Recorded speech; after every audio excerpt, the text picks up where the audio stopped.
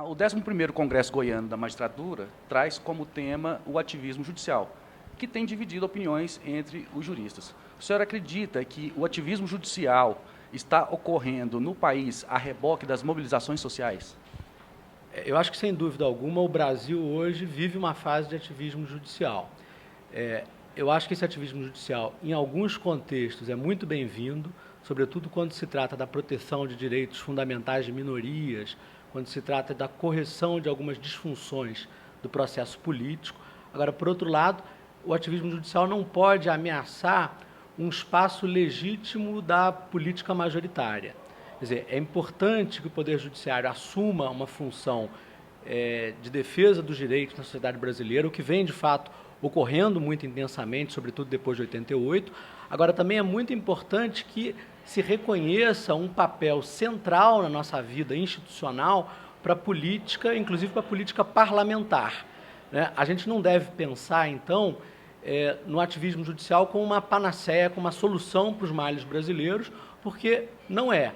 Mas que, sem dúvida alguma, em determinados campos, uma atuação enérgica do Poder Judiciário é muito importante para a concretização dos valores da Constituição. A Suprema Corte tem feito uso de audiências públicas, a exemplo do que a gente viu com relação à questão da discussão sobre as células-tronco. O senhor acredita que o uso desse instrumento pode fazer ocorrer um fenômeno de protagonismo político nessa questão do processo decisório? Eu acho que as audiências públicas são extremamente importantes porque elas contribuem para democratizar o debate na jurisdição constitucional. Quer dizer, em vez de falarem apenas os atores, né, do sistema jurídico, a sociedade civil é convocada para participar e pode trazer à tona os seus argumentos. E a importância dessas audiências públicas cresce ainda mais, tendo em vista um fenômeno que é tipicamente brasileiro, do televisionamento das sessões do STF. Então, toda a sociedade acaba tomando conhecimento daqueles debates, né? Eu acho que um exemplo muito claro disso foi o fato de que houve um envolvimento social maior no momento em que o Supremo foi julgar o caso, né, da pesquisa com células-tronco embrionárias, do que no âmbito do próprio processo legislativo que resultou na lei que previu a possibilidade de pesquisa de células-tronco embrionárias. Então, acho que isso é muito importante, inclusive porque cria acessos da sociedade civil para o STF, que contribui para a democratização da jurisdição constitucional. E qual é a opinião do senhor com relação a esse trabalho que, por exemplo, as associações de magistrados nos estados têm feito, a exemplo do que a ASMEC está fazendo em promover um evento para discutir esse tema? O senhor acredita que isso é um incentivo à reflexão, ao estudo do tema ativismo judicial? Acho que é fundamental. Acho que eu dou parabéns à ASMEG pela essa iniciativa. Eu acho que esse é um tema delicado, é um tema interdisciplinar, porque ele simultaneamente envolve direito, mas também envolve ciência política, filosofia política, envolve outros ramos, e que discutir amplamente, né, sem preconceitos, sem corporativismo, com um olhar aberto, é fundamental, enfim, para a legitimação das práticas judiciais, para até aperfeiçoamento, né, do funcionamento do Poder Judiciário. Então, eu, de fato, acho esse tipo de debate essencial. Para finalizar, e até num tom de provocação, o senhor que é um estudioso do ativismo judicial, tem obras, inclusive, nesse sentido, o senhor acredita que o ativismo judicial transforma um Estado constitucional de direito num Estado judicial de direito?